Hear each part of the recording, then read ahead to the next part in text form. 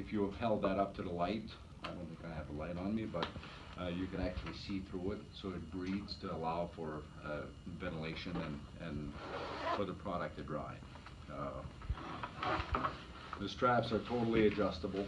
It's a waterproof on the outside, and obviously a breathable fabric on the inside. It mounts very similar to any backpack.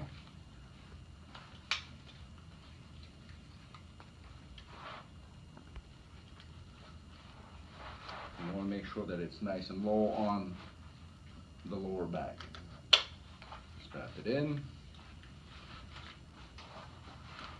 There we go. And a little bit of a sternum strap. Done. So that's actually holding, and you can see on my shoulder blades where that metal is hitting. It holds the top of it.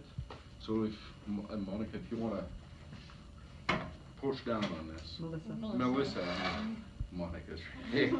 Yeah, just push down on this. There you go. You see what it's doing to the top? It's actually holding it up against my shoulders. So with 100 pounds, 150 pounds of weight in there, it actually keeps it nice and tight. And if it's not tight enough, again, per Terry's request, the sternum strap will bring it in closer and tighter to your shoulders. So that worked out rather well.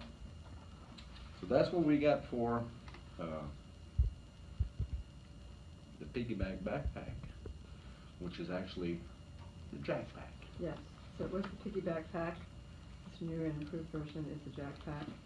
And PJ was like, why is it called a jack pack? Yeah. Good job, PJ. So they had requested that we make it a little bit lower on the first attempt. I had this way up top, and it brought Jackie's head way high, making that tipsy. Brought it down substantially, and tried it out, and this is, again, this is going to work well. The seat mounts the same way that it does on the wheelchair. It's a simple mount, screw it in, make the adjustment for the tilt that you need. Again, just screw it into where you need to. Yeah, so that way when it's on the back, you can have her torso back or forward, and she can have comfort on the back as well. Okay, this is kind of like a stadium seat where you can adjust these straps to open and close the seat back if you need to.